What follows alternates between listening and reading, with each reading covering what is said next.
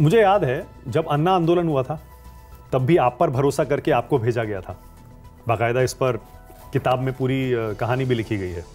वो किस्सा बताना चाहते हैं, क्या हुआ था उस समय, कैसे बातचीत हुई थी अन्ना जी से?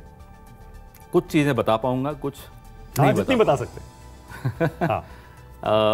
मैं और संदीप दीक्षित जी दोनों लगातार, हमें कहा गया कि इनसे संपर्क करिए, आंदोलन कर रहे हैं, क्योंकि दिल्ली में ही कर रहे थे और हम दोनों का बैकग्राउंड एनजीओस का है, संदीप जी का और मेरा। तो अरविंद से और बाकी तमाम नेताओं से, इनके सहयोगियों से हम लोग लगातार बात करते रहे। बड़े उतार चढ़ाव आए वार्तालाप में, कुछ जानबूझकर उतार वहाँ से आते थे कुछ तत्व थे उस आंदोलन में जो नहीं चाहते थे कि आंदोलन खत्म हो।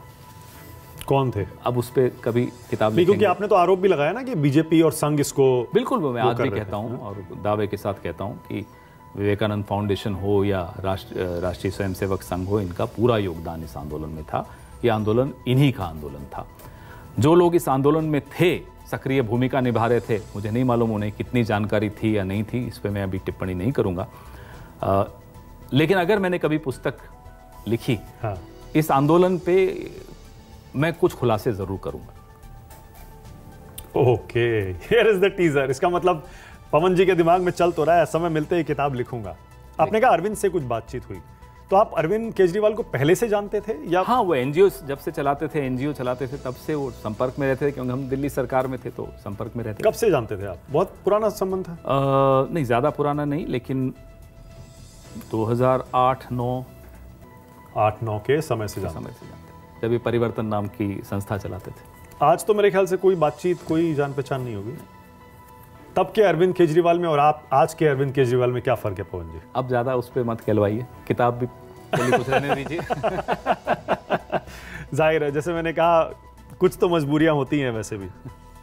एक शीला जी ने शायद नोटिस भी भेजा था। मैंने भेजा था। आपने भेजा था? शीला जी की तरफ से भेजा था? नहीं, मैं आहत हुआ कि उन्होंने शीला जी के लिए जो शब्दों का इस्तेमाल किया था, तो उस बिना पर मैं मानहानि का दावा किया था। हाँ, लेकिन जो मैंने पढ़ा, बाद में शायद उन्होंने माफी मांग ली थी इस पर। नहीं, उसमें वो केस फिर आगे नहीं बढ़ पाया कई कारणों से। ओके, मतलब खत्म हो गया ना? ओके, बिल्कुल। आपको लगता है पवन जी, कांग्रेस की मीडिया स्ट्रैटेजी हाल के दिनों में कुछ ज्यादा आक्रामक हुई है? कई बार इसीलिए, जैसे आपने कहा, जुबान फिसल गई थी, कई बार इस तरह चीजें हाथ से निकल जाती हैं? नहीं, आक्रामक होने से कुछ उसका कोई संबंध नहीं है। आक्रामक होना जरूरी है, आवश्यक है, ये समय की मांग है कि आक्रामक रहें। हमारे अपने वर्कर ये उम्मीद करते हैं कि हम आक्रामक रहें, और उनकी उम्मीद बिल्कुल सही है, हमें करना पड़ेगा। और मोदी पर ही टारगेट इसीलिए क्योंकि आपको पता है मोदी ही ताकत है। हम किसी व्यक्ति पर नहीं टारगेट कर रहे। अब पूरी सरकार ही अगर एक आदमी चला रहा है तो हमारी गलती थोड़ी है। पार्टी भी एक ही आदमी चलाएगा, सरकार भी एक ही आदमी चलाएगा, सब जगह चेहरा भी उन्हीं का दिखेगा। अभी किसी का जन्मदिवस था, अमित शाह जी का जन्मदिवस था, उसके लिए मैंने कहीं बैनर पोस्टर देखे, अमित शाह जी की फोटो ही नहीं थी उसमें, सिर्फ नरेंद्र मोदी जी की फोटो थी। तो अगर ऐसा करोगे तो जाहिर सी बात है कि फिर हमले भी आप ही पर होंगे। ओके।